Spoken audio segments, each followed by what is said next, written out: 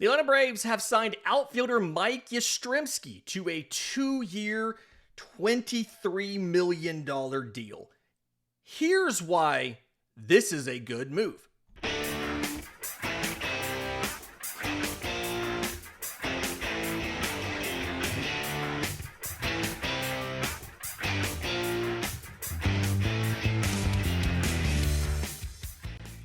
Yes, welcome into a special bonus edition of Braves Today. It's Wednesday, December 10th. I'm your host, Lindsay Crosby. You can follow me on social media at Crosby Baseball. You can find all the written work, bravestoday.com. That's the Braves Today Substack, as this is both a podcast and a newsletter. I want to talk to you real quick about the signing. The Atlanta Braves just half an hour ago announced that they have signed outfielder Mike Yastrzemski, 35-year-old, to a 2-year, $23 million deal. He's getting $9 million in 26. He's getting $10 million in 27. He has a $7 million club option with a $4 million buyout for 2028. He's donating 1% to the Atlanta Braves Foundation. We love to see that. And Michael Ciani, who they claimed off of waivers from the Cardinals at the non-tender deadline, he was DFA'd as the corresponding move.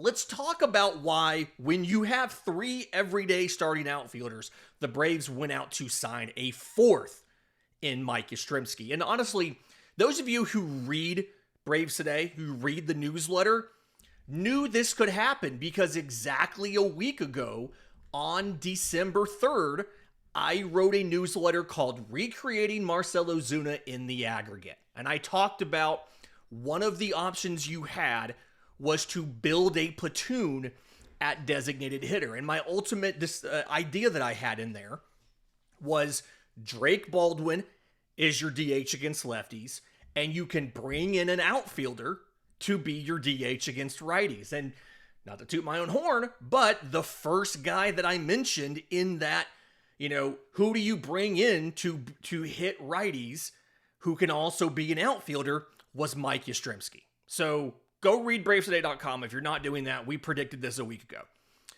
But the idea here is Yastrzemski's overall stats are, I'm going to call it underwhelming from last year, right? He hit .233 with a .333 on base and a .403 slug, which I understand it's not very exciting numbers. But when you look at, there's 2 things to think about with Yastrzemski. Thing number 1 is how hot he was later in the year. And then 2 is what he does in platoon situations, okay? He's a lefty, so left on right is really kind of his bread and butter there. And when you look at what Yastrzemski did specifically against righties, he hit .256 with an .808 OPS, 15 home runs, and 454 plate appearances. So immediately what this does is this means that your DH spot, it is very clear and obvious how you can configure this. To start the season, when you face a right-handed pitcher, you put Mike Yastrzemski in left field, you let Jurickson Profar DH, or if you want to, you put Mike Yastrzemski in right field, and you let Ronald Acuna Jr. DH. He can give both of those guys a day off, easily. When you face a left-handed pitcher, that's the situation where in the season normally, not right now, in the season normally, you let Sean Murphy start and Drake Baldwin is your DH. I do think the other thing this does, and we need to mention that too, the other thing this does is this gives you an option at DH if Sean Murphy is not ready to start the year. You'll remember he had hip surgery for a labral tear. Back in September, I wrote a newsletter and I did a podcast after talking to an orthopedic surgeon who specializes in hip surgery to talk about the fact that the timeline may be a little aggressive for Atlanta, and he may not be ready to go on opening day. And so it's very possible that Drake Baldwin's catching 5 games a week to start the season. But you've got options. Eli White, for instance, against lefties, he had an OPS split, meaning his OPS in that specific split as compared to the league's OPS in that split of 107. So he hit lefties better than righties. So like when the season starts, you can do something where if Drake Baldwin's in the lineup 5 days a week, Eli White can be in the field, and Profar or Ronald could DH against lefties. And then when Murphy's back, Baldwin's your DH against lefties, and Yastrzemski's in the field while Profar or Acuna DH against righties. Like, you have flexibility now. What also helps is defensively, he's pretty decent. Last year, really nice results, fielding run value 69th percentile, +2 fielding run value. He's played all 3 defensive positions. He is predominantly a corner outfielder, but he can cover center field for you. You don't want him to be your everyday starter in center, but if you need Yaz to play center field one day, it's not the end of the world. And you've got both Yaz and Eli White to do that. He's got good arm strength. It's a very accurate arm. He has one of the highest arm values on StatCast, meaning the accuracy of his throws and the effectiveness of using the arm to prevent extra bases and runs from the outfield. And then he's a good base runner. 81st percentile despite having below average sprint speed. That's a thing I've talked about ad nauseum, the Braves being a bad base running team. He's a good defender, he's a good base runner, and against righties, he's a very good hitter. Overall, he's roughly league average offensively, but against righties, he is very good. So he does a lot of things for you. But there's another aspect of this that I love, and it's something that I feel like Atlanta's not necessarily taken a big advantage of.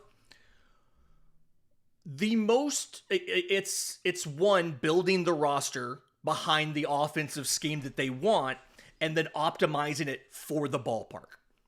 So when you look at Yastrzemski, okay, 87th percentile in chase rate, 22%. 81st percentile in whiff rate, 19%. 90th percentile in walk rate. He walks almost 13% of the time. So he's a low chase, low whiff, high walk bat. That screams what Tim Hires wants to do. And so now you have what I feel like is a very good blend of high on base, high contact guys, like a Jurickson Profar, like a Mike Yastrzemski, Mauricio Dubon. And then you have the guys that are high power guys, Ronald Acuna Jr., Matt Olson, Austin Riley, Drake Baldwin, and when they're on, both Ronald and Baldwin are also high contact guys. So you could have 5 high contact bats in your lineup any given day, depending on the defensive alignment you're using. And you could have, 3, 4, 5 really good power bats in your lineup. It's a good mix of what Tim Hires wants to do and what the core of Atlanta's offense, your Olsen, your Riley, Acuna, and everybody are good at, which is hitting for power. It's combining those two approaches. So I like that. The other part of that is really exciting is this is the first time we've really seen Atlanta lean into getting somebody that works in this specific ballpark. It's not quite Yankee Stadium, but lefty power in Atlanta really plays. When you look at left-handed power, Truist Park is the 7th best ballpark for lefties to hit home runs. Okay? So they are absolutely, so getting lefty power hitters is a big deal.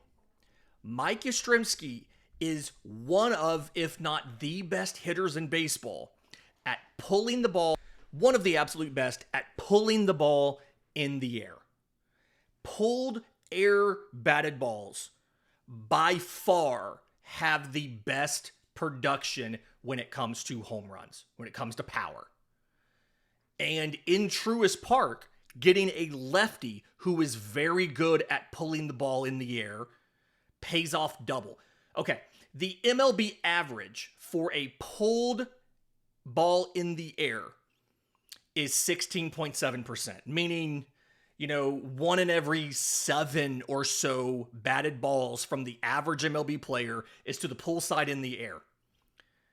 Last season, Mike Yastrzemski was at 25.3%. 1 in every 4 batted balls of his is pulled in the air. So it is not only a guy that fits this offense very well, it is a guy that fits this ballpark really well. And if you go play the Yankees next year on the road, I don't have the schedule in front of me. If you go play the Yankees on the road, he'll probably hit 2 or 3 home runs in that series because he's made for that ballpark. But the point is, this is, in just about every way you look at it, this is a good deal from the combination of what the lineup needs, giving you insurance and backup in the outfield. Like, he is a starting caliber defensive outfielder. He is a starting caliber offensive outfielder. Will you probably sit him down against tough lefties? Sure. Again, Eli White has hit lefties in his career. So even if you were to lose an outfielder this year, which it feels like you lose somebody every year, right? Even if you were to lose an outfielder this year, between Eli White and Mike Yastrzemski, you can recreate a starting caliber outfielder. You don't have to go with a guy that gets DFA'd, right? This also gives you designated hitter insurance if Sean Murphy's not ready to start the year. And the contract is a good contract. $9 million in 26, $10 million in 27, then a $7 million club option with a $4 million buyout. So it's an $11.5 million AAV because he's guaranteed $23 million across those 2 years, with the accounting caveat of the buyout gets thrown onto the 3rd year. Okay, $11.5 million. When this news broke, I was in the middle of writing a newsletter about how the cost of one WAR in free agency is $11 million, which means Atlanta's $22 million max contract that they'll do is paying for 2 WAR in free agency.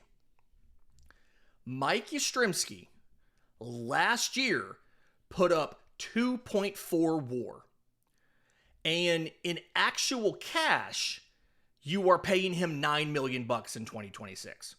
And from an AAV perspective, you take all the guaranteed money divided by the number of guaranteed years, which is 2, it's $11.5 million. That's how the CBT is going to calculate this. The CBT is going to count this as an $11.5 million contract in both years. Even in a WAR perspective, if that cuts down from 2.4 WAR to 1.2, you're still getting excess value on the contract from an AAV perspective next year. So, yes, it's hard to reconcile. Kyle Schwarber went to the signed with the Phillies yesterday. Atlanta signed Mike Yastrzemski today. Trust me, my social media mentions are full of people complaining about that discrepancy. But the difference in these two things is the Phillies paid a lot of money, more than they were paying last year, to bring back a guy who was already on that team. He's been there multiple seasons. He didn't get them to a World Series championship. They had him, and they weren't good enough to win the World Series. Now they still have him, but he's a year older, and he's paid more money. The Atlanta Braves added a player that, while he doesn't raise the ceiling a ton, he raises the floor. I think it's hard to argue that in 2024 and 2025, and it's from the offensive perspective in 24, and it's the pitching perspective in 25, when injuries hit, this team has not had enough depth to maintain a high enough floor to either make it to the postseason in 25 or to win a game in the postseason in 24. What Mike Yastrzemski does is he raises that floor, and keeps you viable if you lose somebody. Like, think about the configuration here, right? If Sean Murphy's not available to start the year, you've got a DH option in Jurickson Profar. If Profar or Acuna go down, Mike Yastrzemski's not replacing Ronald Acuna Jr. Nobody's replacing Ronald Acuna Jr. You would have a drop-off. But the combination of Mike Yastrzemski and Eli White can be at least slightly above average to replace those two, versus 2 years ago when you lost Ronald Acuna Jr. or you lost Michael Harris, you were running Jared Kelenic out there. So this raises the floor. This gives you the depth that we've been begging for the Braves to get finally for multiple years. And the money is not too expensive where they then can't turn around and still go try to sign Ha-Seong Kim. You can still bring in a reliever. This doesn't prevent you from doing anything. This doesn't prevent you from signing a Ha-Seong Kim. This doesn't prevent you from going out and getting another reliever. The size of this deal, again, AAV of $11.5 million, actual cash of $9 million next year. This isn't so expensive that you're now shut down from doing a bunch of stuff. You're paying Mike Yastrzemski and Ronald Acuna Jr. a combined $26 million next year. That is half of what Juan Soto's getting. This is the type of move that the Braves have needed for a while. It raises the floor. It gives you some insurance. And if you deploy everybody right, which Walt Weiss said all the right things at the winter meetings about giving guys days off, rotate them through DH, and all that kind of stuff, this should help keep everybody else healthy so that you have your stars in the lineup when you make it back to the postseason. It's been a special bonus edition of Braves Today. For the evening of Wednesday, December 10th, do me a favor, if you're listening on audio, 5-star review would be fantastic with some kind words in there. If you're watching on YouTube, subscribe to the channel, hit the notification bell so you know when we drop the next episode. I'm still planning on doing something tomorrow. Don't quite know when it'll be at this point, but I'm still planning on doing something. We'll talk about that then. Until next time, this has been Braves Today.